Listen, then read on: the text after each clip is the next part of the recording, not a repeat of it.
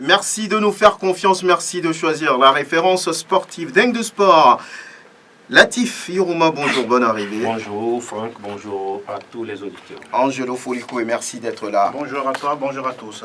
Kélia Kwesso, tout va bien? Oui, ça va, bonjour, bonjour aux auditeurs. Prospère beaucoup, bonjour. Oui, bonjour. Merci à Eloma Dovon qui s'occupe de la vidéo de cette émission, une vidéo à retrouver sur le www.radiosportfmtg.com. Alors, la 21e journée de la D1 nationale de football a été disputée ce mercredi et la première grande surprise, c'est la chute du leader, le Dynamique togolais à domicile devant Bouessou. Bouessou, les requins mâles ont tenu devant les militaires 2-1. Kelly, vous y étiez, qu'est-ce qui s'est passé? Oui, il faut dire que c'est un match qui a été âprement disputé entre les deux formations. Au départ, il faut reconnaître que c'est Dito qui a mal entamé sa rencontre, ou plutôt c'est Bolossou qui a bien entamé sa mission à l'état-major hier, parce qu'en réalité, c'est une équipe qui n'est pas restée sur ses gardes pour attendre la formation des robots rouges. Ils sont allés au charbon en même temps et ils ont commencé à inquiéter cette équipe de Dito, et après, elle a essayé de relever la tête un peu, puis le jeu s'est stabilisé par la suite. Mais l'ouverture du score est intervenue à la 38e minute sur un but marqué par Abou Urotagba Moubarak sur un pénalty obtenu par Geli Kofi, qui a été très remuant sur le front de la formation d'Aneko. Donc c'est sur ce score d'1-0 que les deux équipes ont regagné les vestiaires. Mais après la pause, on a vu une équipe de Dito plus aguerrie, plus motivée et surtout plus engagée dans le jeu, avec beaucoup de prises d'initiative, surtout offensivement, avec des joueurs comme Kloupo ou Abou Farouk qui ont assailli le camp de la formation d'Aneko. Mais il faut dire que c'est une défense bien regroupée autour du capitaine Nonclo Martin, qui est arrivé à contenir les assauts de la formation des robots rouges de Dito, qui a, à force d'insister, a finalement obtenu l'égalisation à la 70e minute grâce à Abou Farouk, servi par Kloupo Kokou, qui ne s'est pas posé de questions. Il a armé sa frappe.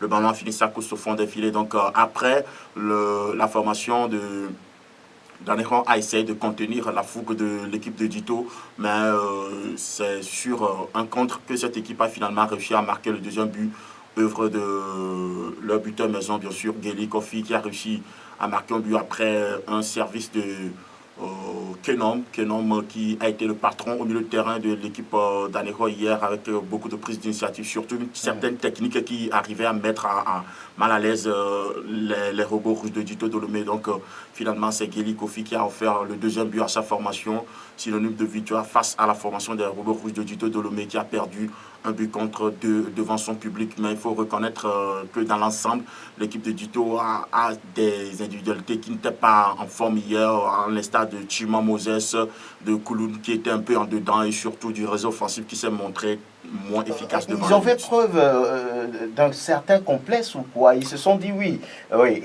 Bouessou c'est le 12e au classement et c'est le premier non relégable, nous on est leader, on va faire le boulot.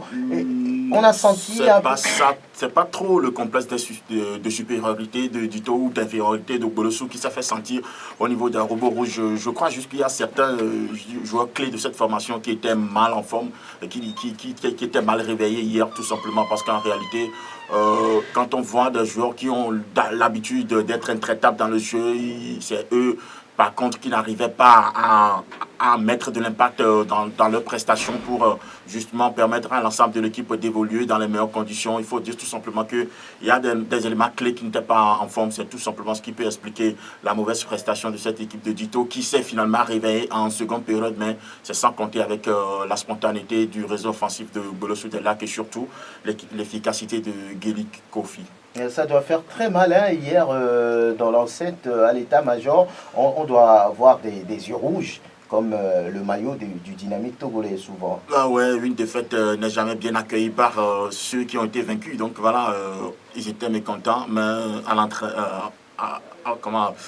à la conférence de presse, le coach n'a pas trop regretté cela. Il a reconnu que son équipe était en dedans, qu'ils ont mal entamé la rencontre. Puis bon, il n'a pas retrouvé certains de ces éléments clés, comme je viens de le dire. Donc, il a reconnu également que l'équipe de Boulossou méritait de remporter cette victoire, parce que c'est une équipe qui n'a pas évolué comme à l'extérieur. Elle se sentait à l'aise, elle déroulait son jeu tranquillement.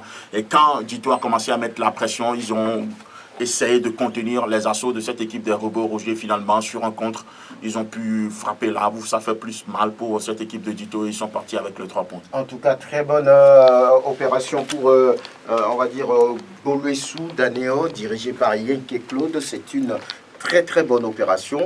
Boluessou qui prend 3 points importants dans la course au maintien. En tout cas, Edito qui perd du chemin, qui paye son fauteuil et qui est désormais 3e. On va en parler à 5 journées de la fin de la compétition. Les points vont être vraiment importants. On va parler d'un autre club, c'est l'ASK qui partage le fauteuil de leader avec le Dynamique togolais après justement cette 21e journée. Maranatha. Avec Maranatha, on va dire, avec Maranatha, après la 21e journée.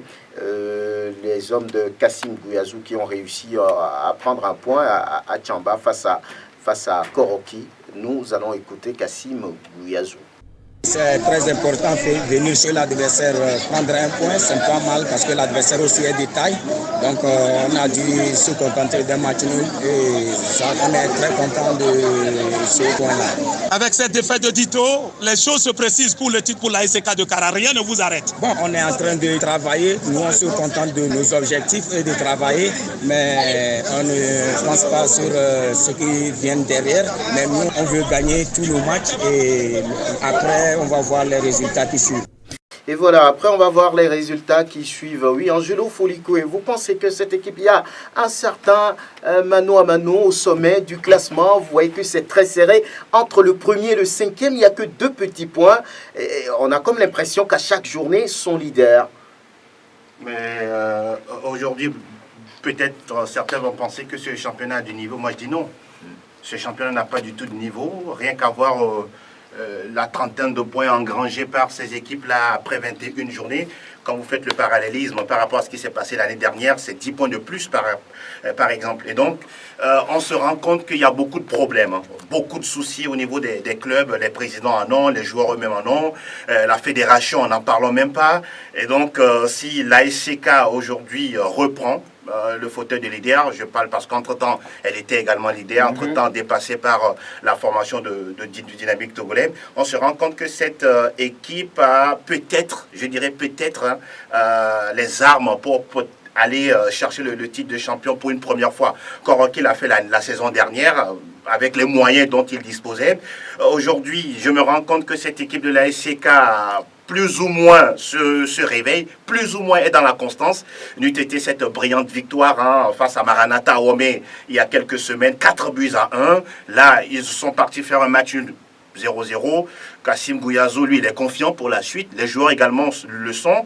Mais je me dis, il va falloir être encore performant lors des 5 prochaines journées. C'est très important. Une défaite encore sur les 5 prochaines journées, pour par exemple la SCK conjuguée peut-être à une 5 victoires consécutives de Maranatha ou bien de Dito, alors là, la SCK pourrait peut-être dire adieu à cette potentialité de devenir titre là. Puis pour terminer, je me dis que Dito aujourd'hui paye la déroute verbale de son entraîneur qui, la dernière fois, quand on l'avait interviewé après le match face à Gomido, qui, entre-temps, ne reconnaissait pas la valeur de cette équipe de Boluessou, en disant tout simplement que si Boluessou est en train de vouloir se maintenir, oui, elle gagne, mais elle n'arrive pas à sortir de la zone rouge. Le résultat était là hier. Boluessou a damé le pied finalement battu par son complexe. Oui, absolument. Il faut avoir le courage de le dire. Je pense que c'est aussi ça la communication de nos entraîneurs. Oui, on peut être sûr de ses forces, mais au même moment, ne pas sous-estimer l'adversaire. Voilà. Alors, la SCK, on le sait, on vous l'a dit, partage le fauteuil de leader avec Maranatha. Maranatha qui a été déjà leader, qui a perdu le fauteuil de leader entre-temps et qui revient encore petit à petit. Hier, c'était une victoire probante sur Bikenti, 4-2 à l'arrivée. Latif Romain, vous étiez là-bas, c'était sous vos yeux. Oui, c'était un festival de buts. 6 au total, 3 en première partie, 3 autres en deuxième partie. 2 équipes qui ont mis du temps en première, dès l'entame à grimacer. D'abord, le moment de se concentrer pour le match. On a vu Bikenti qui est venu au rang central, a fait sa manière de prière. Maranatha qui l'a fait pratiquement dans sa moitié de camp, mais est revenu aussi au niveau du rang central faire sa petite manière de prière.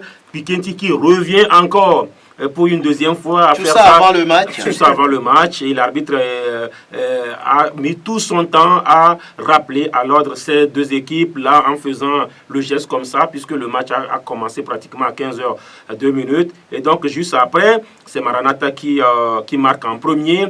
Il y avait ce joueur-là, Alex Champong, qui a quand même occasionné un coup franc aux abords de la surface de réparation de Bikinti. C'était une faute, une bousculade légère, il faut quand même l'avouer.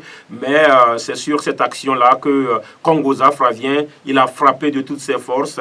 Les joueurs de Maranatha ont aidé Bikinti à faire la muraille. Et donc la frappe a perforé la muraille qui n'a laissé aucune chance au goal de Bikinti. Mais Maranatha n'a pas eu le temps de savourer son but, puisque une minute après, c'est l'égalisation avec une bévue du défenseur central de cette équipe-là qui laisse le ballon filer sous son pied. Le joueur, l'attaquant Sebabi Yazidou, qui ne s'est pas fait prier, qui égalise. Et donc, après, c'était un match en sens unique avec Maranatha qui dominait, avec Alexa Champong qui était dans une véritable soirée. Tout lui réussissait, il faisait seul le jeu. Mais Bikinti qui procédait par des contre-attaques avec un trident offensif, il faut quand même l'avouer. Il y avait Lassisi Kamaru, il y avait Sebabi Yazidou qui a marqué le but égalisateur, et puis Djama Badji. Ces trois-là, à chaque fois que le ballon arrivait, c'était des contre-attaques éclairs. Mais alors, avant la pause, c'est Maranatha qui bénéficie d'un pénalty. C'est encore Alex Champong qui a été abattu en pleine surface de réparation. Et là, c'est Laria Emmanuel qui transforme 2-1. À la pause du retour des vestiaires, 2 minutes ont suffi à Maranatha pour enfoncer le clou avec une erreur monumentale des deux défenseurs centraux au niveau donc de Bikinti. Il faut savoir le repositionnement hier de Uromo Salisu n'a pas véritablement aidé cette équipe de Bikinti, parce que le capitaine de Bikinti souvent jouait en position de récupérateur, mais hier il a partagé l'axe de la défense avec un certain Tchabalanja Raweni, et ça fait qu'il n'y avait pratiquement pas de récupérateur. Tous les ballons pesaient donc sur les deux défenseurs axiaux, et donc il y avait une erreur là, et la récupération encore de Alexa Champong qui sert son partenaire qui n'est autre que Narté Richmond, qui marque le 3e but. Et après, il y avait encore Maranatha qui en voulait. Il y avait encore une balle du latéral gauche de Maranatha qui a slalomé, il a faufilé dans toute la défense avant de servir Narté Richmond, qui a été retenu encore par le maillot en pleine surface par un certain Tchabalanja Rawini. Il marque Narté, il fait donc le doublé. 4-1, et puis après Maranatha qui verse dans l'insuffisance, oui, et dans la suffisance, dans la facilité, avec ce joueur Alex Champong qui a, quoi qu'on dise, avec son talent, des comportements trop scolaires, parce qu'il aime beaucoup s'amuser avec le ballon. Ces genres de joueurs se blessent rapidement, et donc Bikinti à un moment donné a essayé de reprendre confiance et a réussi donc à réduire le score 4-2, score logique avec une équipe de Maranatha qui a montré beaucoup de choses. Je ne sais pas si c'est... Oui, il y a aussi l'aspect pelouse qui quand même prédispose à un bon jeu, même à 4-2. C'est Bikinti également qui nous a montré beaucoup de choses. Il faut dire quand même que Maranatha n'a pas volé sa place, son positionnement. Il y a quand même de la variété, il y a des valeurs individuelles, il y a le collectif qui est là. Beaucoup de joueurs comme Kongoza qui a des frappes lourdes. Lorsque vous avez de bons joueurs au collectif, des bons joueurs à l'individuel, je crois que ça peut donner l'ambition que cette équipe-là a de finir championne du Togo. Depuis un bon moment, on ne retrouve pas l'un de ces éléments forts aussi, Yeboah. Gustave, il était lors de la 20e journée à l'état-major lorsque Maranatha était venu jouer et battre l'équipe de l'AS Authierre, mais il n'a pas commencé le match, il était sur le banc totalement. Hier, il ne figurait même pas sur la feuille de match, on ne sait pas trop ce qui s'est passé. voilà, il y a également des absences de taille au niveau de Bikenti de Bassar, un certain Abilou Idrissou, qui n'est autre que le maître à jouer de cette formation-là. Il était absent. Je crois quand même que Maranatha a un effectif. Lorsque vous prenez par exemple avec Nathanaël, il est venu remplacer Emmanuel Laria blessé. Sur le banc également, il y avait un certain Ekoa Evoda juste qui aurait pu, qui aurait pu également aller venir renforcer cette équipe-là. Mais l'entraîneur Ameto Kodo Mensanking a préféré gérer parce qu'il y a un gros match, il nous l'a dit, dans 3 jours, sinon dans 2 jours, ils joueront face à Gomido dans un derby du Grand Cloto. Nous écoutons d'ailleurs l'entraîneur Ameto Kodo Mensa des Messagers de Fiorpo. Maintenant, on arrive à retrouver notre forme et c'est dû au travail de tout un chacun de l'équipe. Est-ce qu'avant, vous ne travailliez pas? Non, on travaille, mais l'efficacité restait un peu. Il n'y avait pas la confiance. Maintenant, au fil des matchs, la confiance arrive à gagner tout le monde. Analysez cette rencontre. Oui, ça a été un très bon match des deux côtés. Et Bassar aussi, ils ont procédé par des contres. Parce que nous, on joue à domicile, on a obligation de gagner. On a procédé par des passes de l'attaque placée. Eux, ils ont joué en contre-attaque. Et ça a réussi pour eux dans un premier temps. Et après, bon, on s'est ressaisi. On les a recadrés. On a pu encore marquer d'autres buts. Vous avez failli vous mettre en danger avec ce but égalisateur. Oui, l'erreur est humaine, hein. Ça peut arriver. Ça fait déjà 2 fois comme ça. On encaisse des buts fatals comme ça. C'est le football.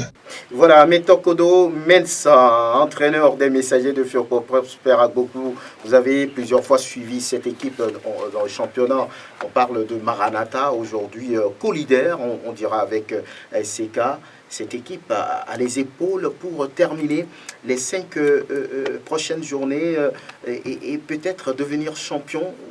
Vous pensez qu'elle peut le faire? Oui, je pense que Maranatha, dès le départ, quand vous écoutez un peu son promoteur, son mécène, son président a parlé donc du titre. Il a dit en passant que lui, il vise le sommet pour cette année.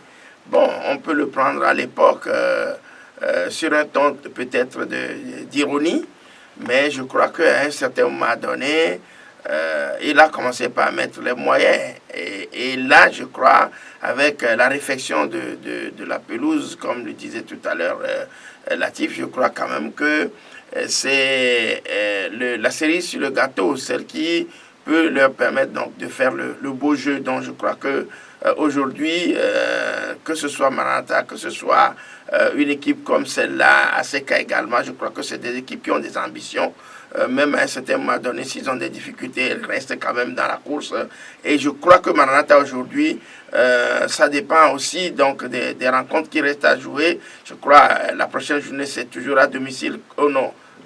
Contre Gomido. Oui. Il joue à Palimé contre Gomido, voilà. Donc je crois que sur les 5 matchs, si Maranatha devait, je n'ai pas le calendrier en tête, si Maranatha devait avoir encore 3 sur 2 sur 5, on peut quand même estimer que elle est capable de Maranatha encore 2 matchs à domicile et puis 3 matchs à l'extérieur. Donc on peut quand même espérer que cette équipe-là, surtout que aujourd'hui avec l'équipe de Gomido, moi je n'ai pas l'impression que Gomido a encore les verbes d'antan. Maranatha peut avoir encore quelque chose à montrer. Mais concernant Yeboah Gustave, je crois que depuis la 20e journée qu'il est revenu, il est parti. Il n'est plus à Womé, donc il ne fait plus partie de l'équipe. Il est reparti au Ghana. Il est reparti au Ghana, oui. Bon, selon qu'on appelle nous avons appris ce que nous avons appris, c'est que il a demandé encore un peu plus pour qu'on le trouve. Revalorisation salariale. Voilà, donc ça n'a pas été fait à son goût. Alors que les dirigeants disent ils ont promis de le faire revenir. Jusque-là, s'il n'est pas revenu, c'est dire quand même que qu'on appelle les négociations n'ont pas été à terme. Et bon, Maranatha a quand même d'autres pions pour pouvoir continuer la voilà, on va revenir sur celui-là même qui peut être champion en fin de saison. On va mener des hypothèses pour voir ce que ça va donner. Mais un club qui revient très fort aussi et qui a connu des difficultés, d'ailleurs de véritables difficultés en début de saison, même relégable à des moments donnés de ce championnat. Mais ce club-là se retrouve aujourd'hui 5e dans le top 5. Vous imaginez de quel club on parle? C'est bien Ange Football Club de Noche qui a dominé Gomido sur la plus petite des marges, 1-0. C'était hier. Et à l'arrivée, l'entraîneur Bataba Balakimwe s'est prononcé au sortir de cette rencontre. Un sentiment de joie, d'émotion, parce qu'on prend une victoire de plus. L'objectif cet après-midi était de prendre les 3 points, même si c'est un but, les gars grands. De l'autre côté, il faut remarquer que nous avons réussi à positiver notre agrégat qui aujourd'hui est de plus 1. Enfin, j'ajouterai que nous avons travaillé durant toute la semaine sur les centres de finition et ensuite sur les tirs de loin. Et vous avez vu que le penalty est arrivé sur un tir de loin où le défenseur était obligé de jouer de la main. Voilà, l'objectif est atteint et ça fait plaisir quand un éducateur voit ses enfants à un moment donné, rapport au travail qu'il a fait, que le résultat arrive sur ça, ça rend vraiment fier. Bataba Balakimwe est fier de ce que son club produit. Angelo Folikwe, vous êtes étonné aujourd'hui de voir Ange Football Club dans le top 5? Un peu. Je me rappelle avoir vu la prestation de cette équipe de Ngotien face à Maranatha Awome. C'est une équipe qui a de bons joueurs. Vous prenez des joueurs comme Damadou, Kodjovi, Clou, Amen et autres amis Prince. Ce sont des joueurs qui ont quand même du potentiel, sauf que par moment, la constance dans les résultats n'est pas souvent au rendez-vous. Je suis quand même content pour le coach qui, lorsque vous l'interviewez, est toujours confiant par rapport à ce qu'il peut faire à la tête de cette formation de Ngotien. Et je pense qu'aujourd'hui, c'est le seul club cette saison à avoir aligné 5 victoires. Si je ne me trompe pas. Oui, et donc, je me dis que c'est une superbe performance. Aujourd'hui, il reste encore 5 journées. Je peux peut-être mettre mon petit doigt à couper disant que le maintien est presque fait. Est-ce qu'ils auront faim de pouvoir ne serait-ce que finir dans le trio de tête? C'est une possibilité. D'autant plus qu'en Ngotien, j'ai l'impression qu'ils sont presque imbattables dans leur fief. Ça, c'est très important dans un championnat où les forces sont plus ou moins équilibrées. Lorsque vous évoluez à domicile, faites le maximum d'efforts pour gagner à la maison. Et je pense que pour l'instant, Bataba fait un bon boulot à la tête des hommes de Ngotien. John Atisso, bonjour. Vous allez bien? Bonjour Franck, je vais super bien. Vous connaissez Ange Football Club? Oui, effectivement. Le club vous étonne ces derniers temps? Quelqu'un l'a dit tout à l'heure, 5 victoires de suite dans le championnat, c'est une performance à saluer. Oui, effectivement, ça m'étonne parce qu'on a vu que c'est une équipe qui était au bas du classement. Mais je crois que le déclic est venu lors du match face à l'Est-Togo-Port ici au stade municipal de Lomé. Cette équipe a été battue par 2-1 si ma mémoire est bonne. 3-2. Oui, 3-2. Mais on a vu que Ange Football Club quand même a causé énormément de difficultés à l'Est-Togo-Port. Et le jour-là, j'ai vu quand même, lorsque les joueurs quittaient, ils se disaient que tiens, on a fait quand même une belle performance. Et depuis là, quand même, ils ont enchaîné pratiquement 5 victoires. Et ils ont battu quand même les cadres de ce championnat. Il y a Gomido tout récemment, il y a ASK Kara, il y a Bikenti à domicile. Donc je pense notamment que c'est une équipe qui a retrouvé quand même sa verve. On a vu la manière dont cette équipe a été promue en première division avec quand même le mécénaire Gagou. Il y a quand même eu un collectif véritable qui a quand même joué les éliminatoires de la CAF Champions League avec Enyimba, Lomé également au Nigeria. Je pense que cette équipe a retrouvé quand même ses lustres d'antan et véritablement ils peuvent surfer sur ça ou faire quelque chose dans ce championnat. Oui, qu'est-ce qu'on voulait dire, Kélia Kosso? Non, je pense que c'est le travail qui commence à payer. Au départ, c'était pas évident. Il y a certains joueurs qui voulaient même quitter ce club parce que le salaire n'était pas payé et tout. Mais après, on a eu les informations selon lesquelles tout est rentré dans l'ordre au niveau donc, de la gestion des joueurs de cette formation.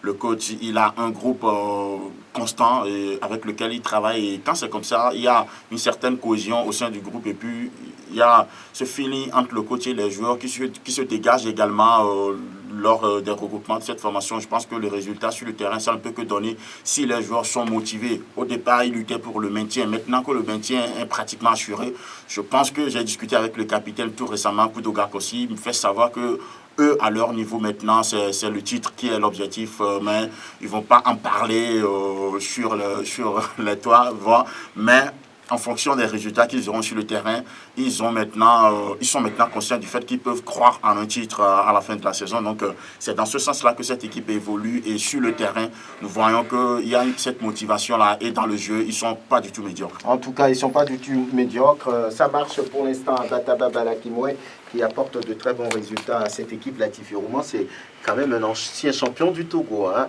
et qui revient dans la course et qui peut lorgner vers le titre désormais. Bon, même si au départ, ce n'était pas l'objectif, vous savez, Ange a eu beaucoup de difficultés sur cette dernière saison. L'équipe a beaucoup plus lutté pour son maintien dans l'élite. Il y a eu un bureau qui, à un moment donné, a déchanté. Il y a eu un comité intérimaire qui gère cette équipe-là avec le président Djovakpo Messan qui gère l'intérim, puisqu'il n'y a toujours pas eu d'élection au niveau des Anges depuis le départ du bureau que dirigeait le président Eric Gagou. Et donc, c'est quand même un bonus parce que là, l'équipe, l'objectif, c'est de rester en première division aussi longtemps possible. Mais là, il y a le bonus qui est là. Mathématiquement, ce n'est pas encore fait. Mais là, lorsque vous prenez les résultats, les équipes qui n'arrivent pas à enchaîner, je crois bien que Ange a pratiquement un pied, 4 orteils resté en première division. Maintenant, ils sont à 2 points seulement du leader.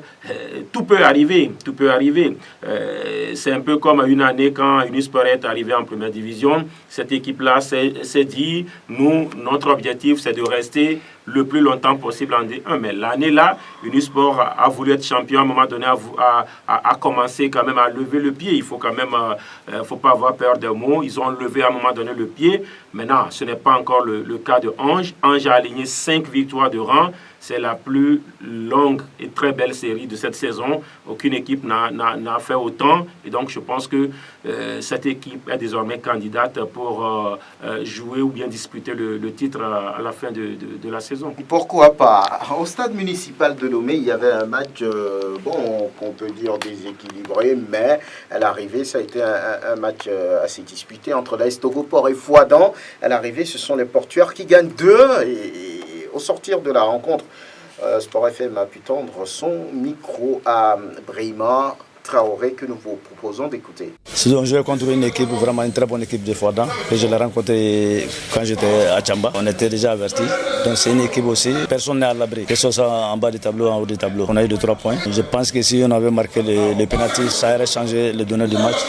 Mais malheureusement, c'est le football qu'il faut faire avec. On s'est rendu compte que vos enfants étaient suffisants dans le jeu. Hein. Vous reconnaissez ça?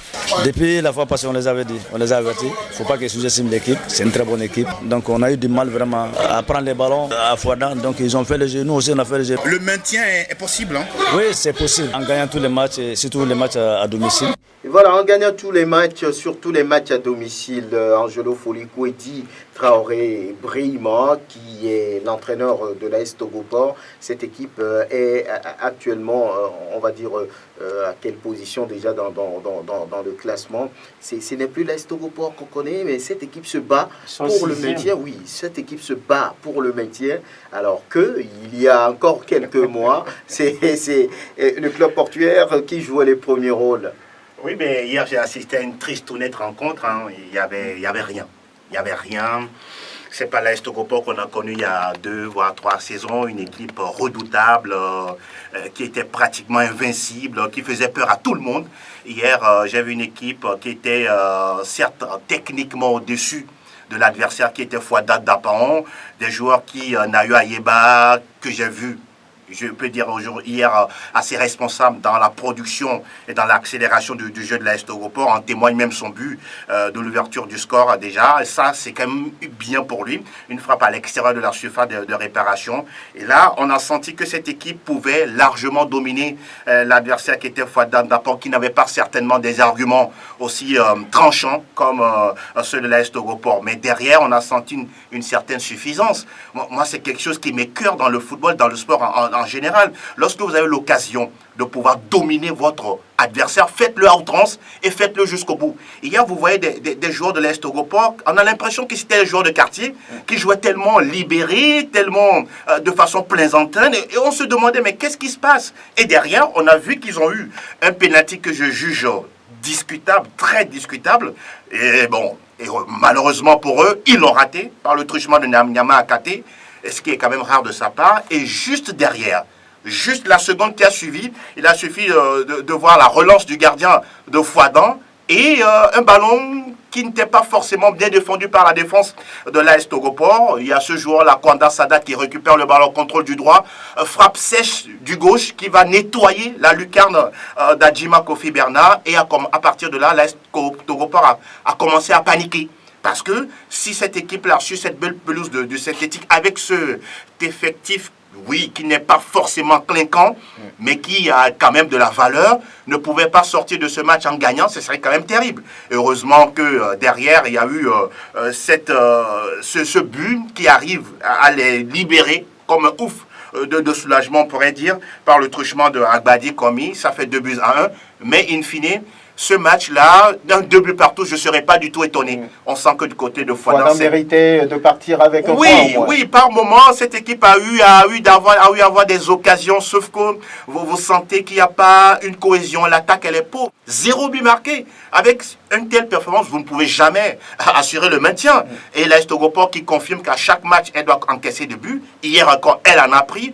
Bon, je pense que c'est non seulement, comme je l'ai dit en introduction, c'est compliqué pour nos joueurs, mais également pour nos dirigeants. J'ai eu à entendre hier en disant un dirigeant de Fouadin qui dit si c'est comme ça, même la journée prochaine, on ne va pas la jouer. Oui, parce que c'est compliqué pour eux. Sur le plan financier, sur le plan aller chercher des joueurs, ils n'ont pas de ressources humaines. C'est compliqué pour eux. Et quand c'est comme ça, sincèrement parlant, vous ne pouvez pas demander à des équipes de donner le mieux pour un championnat et surtout avoir un meilleur championnat. C'est pourquoi je disais que et la fédération et l'État, toutes ces institutions sont responsables de pouvoir, ne serait-ce que donner un coup de pouce à ce championnat. Si on ne le fait pas ainsi, si on va toujours, je dirais, se reposer sur les poches des présidents, on n'aura jamais un championnat de qualité. Oui, la fédération, ils ont reçu combien tout au long de ce championnat d'ailleurs? C'est 4 millions. Ils ont eu 4 millions. C'est 4 millions. Jusqu'à maintenant. Oui, je ne veux pas être à la place des présidents. 2 millions 500 on va écouter avant d'autres réactions l'entraîneur du club de Dapaon, Mani Yamba. Nous avons perdu ce match parce que franchement nous sommes pressés par la sanction. Chaque fois il faut voyager, il y a un peu de fatigue sur les enfants et puis les pénaltys qu'on nous souffle, franchement ça nous déçoit. Nous avons perdu, nous allons revoir les prochains matchs. Comment ça s'explique votre attaque qui n'a pas été au rendez-vous? Depuis un temps, notre attaquant est blessé contre Asco depuis, il n'est pas rétabli. Franchement ça aussi ça nous a causé des problèmes. L'attaquant qui est là, franchement c'est soit ses premiers pas. Nous avons manqué aussi d'éléments. Vous gardez espoir. Oui, on garde espoir, on garde espoir. Nous manquons d'éléments, dit-il, Mani Yamba, mais l'espoir est toujours permis, dit-il aussi. Je vous donne une minute pour réagir sur la suite de ce club-là. Que voulez-vous dire? Le coach a dit que les pénaltys qu'on nous siffle chaque match-là, il a dit hier, j'ai vu également, vous avez écouté Bonfo Arimiao qui également a fustigé le sifflet. Hier, Maranatha a mérité sa victoire, il faut avoir le courage de le dire. Il faut également souligner que sur le premier but de Maranatha, la faute, elle était très légère. J'étais arbitre que je ne sifflerai pas. Maintenant, heureusement, vous ne l'êtes pas. Je ne suis pas arbitre, il a sifflé, Maranatha a marqué, et puis derrière, il y a eu 2 pénaltys indiscutables. Alors, Bonfo Arimiao disait, oui, bon, 2 pénaltys dans le match. Vous avez écouté Mani Yamba, il dit les pénaltys. Écoutez, lorsque vous êtes des équipes aux supporters qui ont l'habitude de frapper des arbitres, vous pensez que vous aurez une seule faveur, par exemple, du sifflet dans un match. C'est aussi cela. Ce n'est pas que les arbitres sont contre ces clubs-là. Mais ce sera rare de voir Bikinti ou bien Fouadin ou bien les équipes qui frappent les arbitres avoir des faveurs des arbitres. Il y a des choses où l'arbitre peut peut-être fermer les yeux, mais quand il s'agit des clubs dont les supporters frappent les arbitres, pensez que vous aurez la rigueur, rigueur jusqu'à la dernière rigueur. Voilà. Je ne sais pas s'il y a Je crois qu'Angelo a mis l'accent sur quand même la suffisance des joueurs de l'Est de Togopor. Ce n'est pas une nouveauté cette saison. On voit que depuis le début de la saison, c'est une équipe qui a peur de gagner. C'est une équipe qui n'arrive pas à emballer une rencontre. C'est une équipe qui n'arrive pas à faire un match plein de la première jusqu'à la dernière minute. On a vu qu'au prime abord que c'est le fait d'enchaîner les mauvais résultats, le fait d'être quand même au bas du classement qui fait que les joueurs n'ont plus confiance en eux. Mais après, on s'est rendu compte que Brima Traoré est venu, il a posé des jalons, il a même il s'est départi quand même du fait de jouer très défensif avec un jeu plaisant. Mais on a vu que ça n'allait toujours pas avec ce match, même si l'Estogopor a battu Esco, je crois, lors de la 16e, 17e journée par Asco par 3-0. C'était quand même devant une équipe inexistante d'Asco qui a fait que l'Estogopor a pu mettre quand même les 3 buts. Si véritablement il y avait quand même des attaquants de l'Asco, je crois que l'Estogopor allait véritablement encaisser. Mais sincèrement, on a vu face à Sarah également à Tivier. L'Estogopor était passé par des zones de turbulence. On croit que véritablement la chance est de leur côté parce que la manière dont cette équipe joue véritablement, ça ne pourra pas aller. Oui, on va continuer avec Asco qui se donne un peu d'air, hein, mais reste toujours dans la zone rouge. Cette victoire de 2-0 sur Semassi n'a rien changé par rapport à la position des condonnats de la COSA. On va écouter Bawa Bako. Ce match, on a un peu l'espoir. On pense que les autres matchs vont suivre la même coloration. Il faudra à tout prix gagner ou négocier un match au pire des cas. Mais on a vu ce soir que l'entraîneur principal qu'on connaissait n'était pas sur la feuille du match, mais aujourd'hui, on a vu le duo Aïvi et Kouba. Est-ce qu'on peut dire que c'est la solution? Non, c'est pas dire que la solution, c'est une continuité comme la solution. Ça aurait été, quand on qui était au banc, la même chose va se passer. Le sort est on aurait pu l'inscrire sur la feuille du match. Oui, non, pour le moment, il est en stand-by. Voilà, mais on n'arrive pas à prendre des décisions. On ne comprend finalement pas. L'entraîneur titulaire, c'est qui désormais? Est-ce que c'est Aïvi? Est-ce que c'est Bawabako? Patumbi est où? Même chose au niveau de Gomido, où voilà, Ikoro à la roue est appelé au chevet de cette équipe qui ne gagne plus, qui est 8e après cette 21e journée. C'est compliqué au niveau du staff technique, au niveau des clubs, rien d'organisé. Mais c'est difficile. Comment peut-on expliquer une telle situation?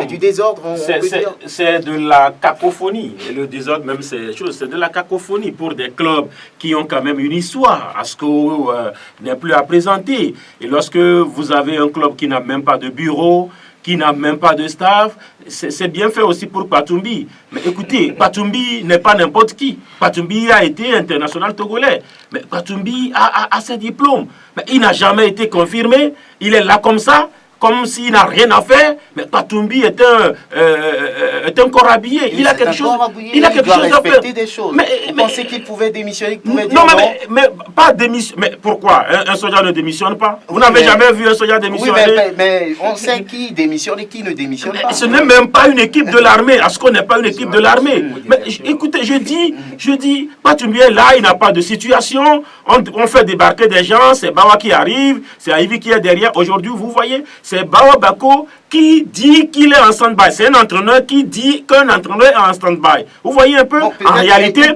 c'est au bureau d'Asco.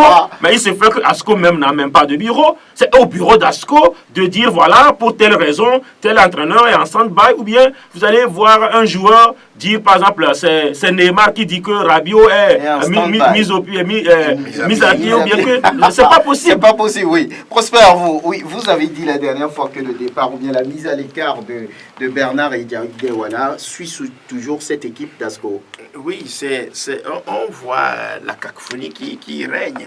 Pas de prise de décision et tout ce qu'on amène là-bas rentre dans la danse sans pour autant dire exactement les raisons pour lesquelles ils sont là. Bon, on a l'impression qu'aujourd'hui c'est le préfet de Kara qui prend les décisions. Je sais que c'est un féru du football, M. Bakali. Il a été longtemps à la douane, président de l'équipe de la douane, à l'époque où la douane gagnait les titres de champion pour aller jouer sur le continent africain. C'est un féru du ballon romain. Est-ce que il est encore dans les mêmes postures? Je ne sais pas comment les choses se passent. Donc je crois que au niveau d'Asco, tant qu'on resterait un peu dans ce flou, je crois que les choses n'iraient pas du tout. On peut gagner un match, mais ça ne veut pas dire qu'on est vraiment rétabli. Donc je crois quand même qu'il faut retourner à la source. Même si la source, c'est où? Même si Bernard Wala n'est plus exactement ce qu'il était avant, comme certains le disent, je crois quand même qu'il a encore quelque chose à donner. Il a quelque chose à dire, à donner à cette équipe. Vous savez, à l'époque, le monsieur allait chercher des joueurs très loin. Au Nigeria, au Ghana. Il a encore les moyens de faire la même chose. Même s'il n'a plus les moyens, peut-être, je ne sais pas, financièrement, je ne sais pas, je ne peux pas parler de sa situation, mais je crois quand même que on peut tout perdre, mais l'expérience reste.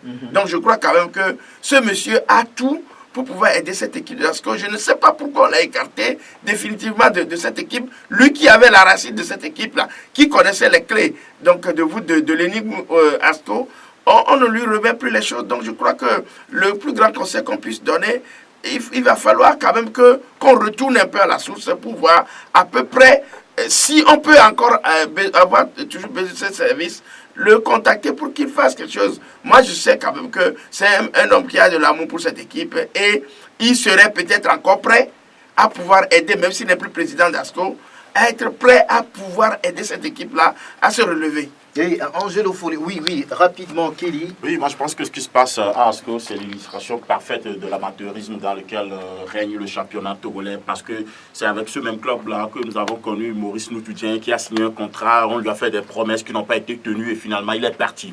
On a fait des interviews à Patumbi qui a dit que lui-même c'est un grand entraîneur et qu'il n'attend que sa confirmation. Jusque-là, on n'a jamais entendu parler de cette confirmation. Un autre est venu, on n'a pas su comment il a travaillé avec celui-là jusqu'à ce que Ivy Ekovi ne soit là aujourd'hui, et lui c'est ma déception parce que Ivy Ekovi, avec le niveau qu'il a, le standing qu'il a aujourd'hui sur le continent, il ne peut pas se permettre d'entrer dans un scénario pareil où il est là. S'il est là en tant que... Non, attendez, s'il est là, si Ivy Ekovi est là en tant que directeur technique, on comprendra. On l'a pas vu sur le banc. Non, est-ce que vous l'avez vu sur le banc? Il faudrait bien qu'on nous dise clairement ce qu'il est allé faire là-bas et que ça soit fait. C'est Bawa Bako qui a parlé, ce n'est pas lui. Mais Ivy Ekovi, il est au niveau du stade de cette équipe. Oui, Angelo Foley. Mais ne soyez pas étonnés si la prochaine journée on va à Ivy Ekovi être coach principal de cette formation. C'est vrai. Oui, je pense qu'aujourd'hui on a un gros souci de management, de planification au niveau de nos clubs. Et c'est quand même triste que c'est un club comme ASCO de Kara qui a des clubs, des cadres nantis, très nantis, qui sont capables d'appuyer cette équipe-là, de pouvoir trouver non seulement les moyens financiers, mais également aller chercher les joueurs qu'il faut. C'est quand même dommage, parce qu'à l'heure où nous parlons, ASCO est en deuxième division. Oui, c'est-à-dire si le championnat se termine aujourd'hui. Et quand une situation est de telle, ça ne donne pas envie aux joueurs, quels qu'ils soient, de pouvoir rejoindre un tel club. Heureusement que c'est un ancien de la maison qui est là, Bawa Bako. Au même moment, pour terminer, j'ai l'impression que souvent, nos jeunes entraîneurs, on ne leur fait pas suffisamment confiance. On préfère toujours la vieille garde. À ce titre-là, j'envoie un message à l'association. On ne fait pas confiance ou bien ils ne font pas bien? Les deux. Les deux, mais d'abord, on ne leur fait pas confiance. Parce que à l'apprentissage, c'est continuer, c'est sur le terrain. Et donc, si on ne leur donne pas des clubs, comment peuvent-ils apprendre? Ça aussi, c'est une interrogation. C'est en cela, pour terminer, j'envoie un message à l'AEFT, l'association des entraîneurs, de vraiment faire leur lobbying et de permettre aux jeunes entraîneurs de pouvoir sortir la tête et se faire remarquer. Vous voulez ajouter quelque chose, John? Oui, Kelly a parlé d'Ivy Ekovi. Moi, je ne suis pas du tout surpris. Parce qu'Ivy Ekovi, c'est quelqu'un qui est toujours incompris, qui prend une décision sur un coup de tête. On a vu qu'il a commencé la saison avec l'Est-Goport. Il a déserté, on ne sait pas. Il a déserté, il est parti. Oui, il est parti. Oui, mais parce que il n'y a pas eu de communiqué officiel, il n'y a rien, il n'y a pas eu de décision véritable qui puisse quand même soutenir cela. C'est l'Est-Goport qui doit dire oui, aujourd'hui, l'entraîneur n'est plus à la tête du club. Et oui, mais on a posé plusieurs fois la question à Ivy Ekovi. Il n'a pas donné quand même de quelque chose qui puisse quand même motiver ce départ. Aujourd'hui, je pense que les deux entités, je parle d'Ivy Ekovi et d'ASCO, ils sont sur la même longueur d'onde. Tout ce que ASCO fait cette saison, c'est aussi incompris. Selon les informations, on dit qu'Ivy est là pour la séance d'entraînement, mais sur le banc, c'est une autre personne. Ça, on peut faire le parallèle avec ce qui se passe également à Gaza. On voit le coach principal, Kodjo Mauna, qui est là, mais qui ne parle jamais aux journalistes. C'est quand même le préparateur physique, Agbo Blema, via Itaï, qui parle. Donc, je pense véritablement que ASCO doit se ressaisir et Ivy également doit prendre de très bonnes décisions au bon moment. Oui. Il y a des précisions ici. Ivy était sur le banc hier d'ASCO. Ivy a le nom en premier sur la liste des dirigeants. Ivy, coach, Bawa Bako, coach, Akondo Gao, coach. Voilà, ça c'est au niveau... Il n'y a pas à joindre. Ils ont mis Ivy, coach, Bawa Bako. Ils ont mis Ivy, coach, Bawa B. J'estime que c'est Bawa Bako. Oui, coach. Ils ont mis Akondo G. J'estime que c'est Akondo Gao, ancien joueur d'ASCO. Coach. Du côté de Semassi, vous savez qu'Abrao Samer était conseiller technique. Il a été recruté en tant que technique. Mais là, ici, on a mis Abrao Samer, entraîneur. Ouro Bodi Taorawe, entraîneur adjoint. En tout cas, donc voilà, donc c'est qui revient. Mais ce n'est pas la faute à Ivy d'aller coacher. Donc pour ce que Latif a dit, même du côté de Gomido aujourd'hui, ce n'est plus Adika qui est le coach, c'est Aïk Oro Alaourou. Mais ça, est-ce que vous avez entendu une communication de la part du club? C'est complètement dans notre championnat. Qui voyez-vous champion? On va jouer à ce jeu-là. Qui sera champion? Ils sont 3. Oui. Ils sont 3. Choisissez un. Non, je vais donner les 3. Il y a la CK, il y a Maranatha, il y a Dito. Il faut compter les 3 par ASK, Maranatha, Ange de Ngotien. Voilà. Oui, Kelly. ASK, Maranatha, Dito. Oui. Oui, avant de oui, répondre, si on veut comprendre, c'est un collège d'entraîneurs au niveau d'ASCO. Voilà. Donc, oui, maintenant, donc pour répondre, moi je dirais Maranatha, parce que j'ai eu la chance de suivre cette équipe évoluer à l'état-major face à l'SOTR, à part quand même la tactique mise en place. Le groupe vit bien, le groupe va bien. Très bien. Vous, c'est Maranatha. Vous avez donné une seule équipe. Ça veut dire que vous êtes sûr par rapport au messager. Oui, Prosper. Moi aussi, je rejoins les autres. Maranatha, Seka et Ange. Voilà. Merci Angelo Folico et Latif Youruma. Merci Kelly Akweso qui va continuer juste derrière nous pour le match entre Amis du Monde et Tempête. Merci John Atisso, merci Prosper Abokou. Et Loma Devon, merci pour la vidéo. Anas PM, à très bientôt.